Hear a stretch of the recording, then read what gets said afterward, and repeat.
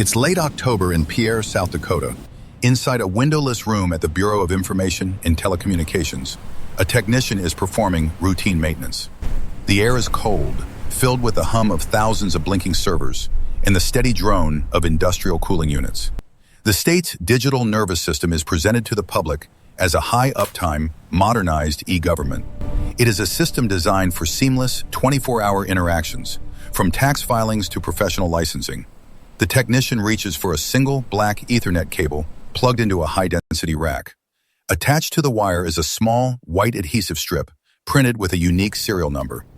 According to the physical documentation in the room, this specific cable is redundant. It's a spare. It shouldn't be carrying any traffic or supporting any critical operations.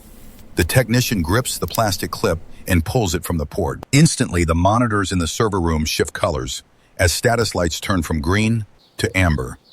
Across the state, the official government landing pages simply vanish from the internet. Residents trying to renew licenses, check records, or pay taxes are met with the same cold text: system unavailable. It is the start of a total 48-hour digital blackout for the entire state government. South Dakota's digital presence has effectively ceased to exist in the blink of an eye. Publicly, the speculation begins almost immediately as rumors of a crisis spread through social media. State officials and cybersecurity experts look for signs of a coordinated foreign attack or a sophisticated breach. They look for massive hardware failures, a firewall compromise, or a collapse in the global Microsoft cloud. But as the investigation moves from the digital firewall back to the physical server room, the reality is much simpler. The system wasn't brought down by a virus or a state-sponsored hacker in a remote basement. It was paralyzed by a few inches of incorrectly marked plastic tape.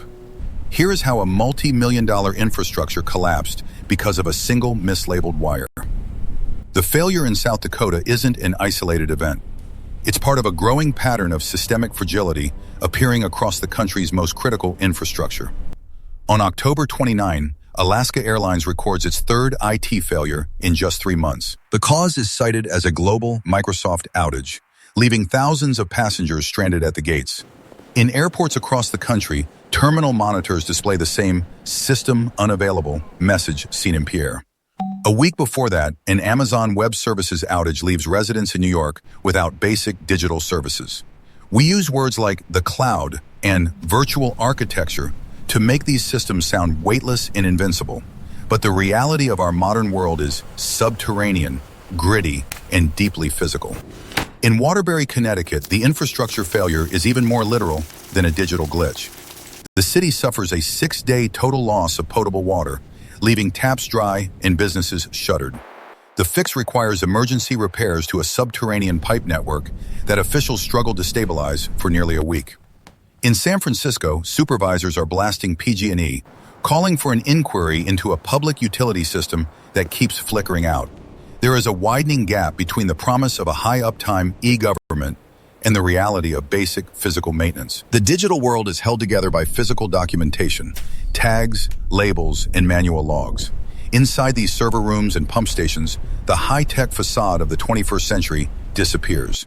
You are left with a landscape of localized physical errors and messy, tangled wiring. When a statewide system goes dark, the solution isn't always found in a clever line of code. Often, it's found by a person walking into a closet looking for a piece of plastic tape. Back inside the server room in Pierre, the search for the root cause doesn't start with a code audit. It starts with a flashlight and a manual, physical inventory of the server racks.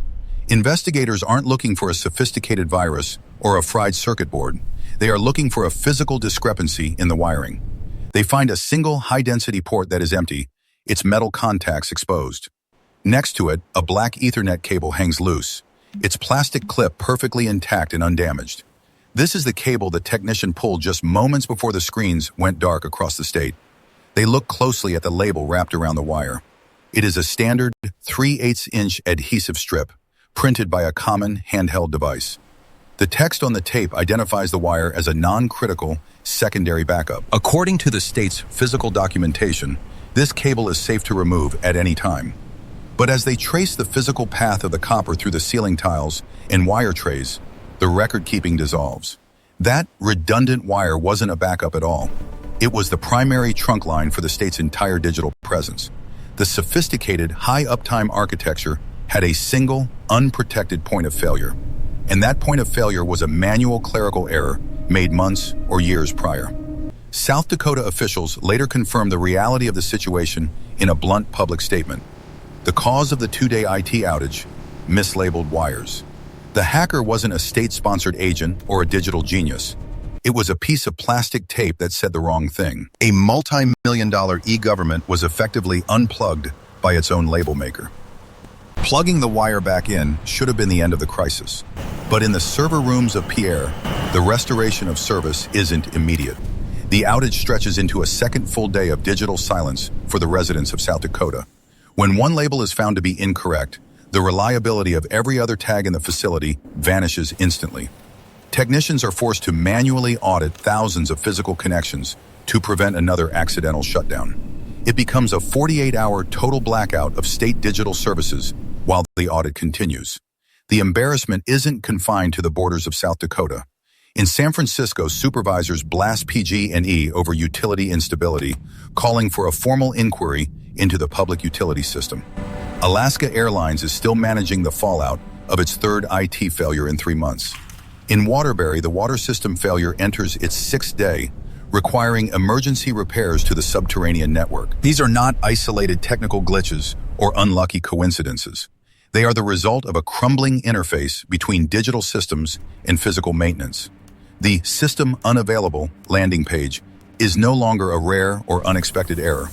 It is becoming a recurring feature of the modern infrastructure we depend on.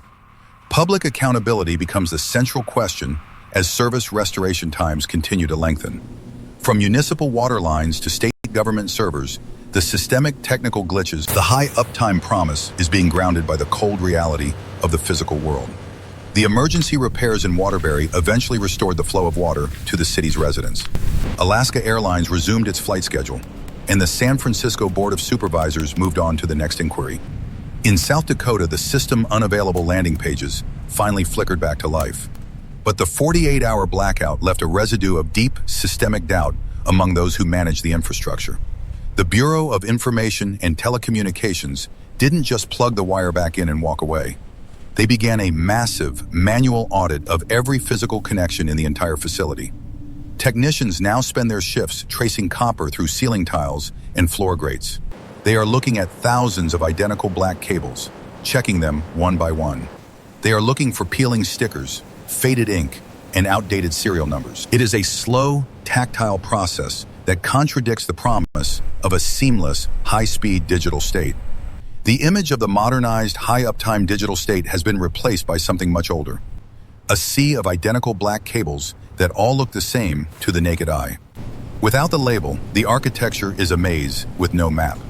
The sophisticated systems we build are only as reliable as the manual logs that track them. In Pierre, the lesson was learned the hard way over 48 hours of digital darkness. It wasn't a matter of cybersecurity or advanced coding. It was a matter of basic physical documentation. A single technician, a handheld printer, and a roll of plastic tape. The emergency repairs in Waterbury and the airline resets were just the beginning. Across the country, the infrastructure is showing its age and its manual heart. In the windowless server room, the technician finishes the audit of the rack. They pull a fresh label from the machine and check the documentation one last time. They look at the small adhesive strip, then at the port, and hesitate before pressing it down. Because in a world of high-speed fiber and cloud computing, everything still depends on the accuracy of a single sticker.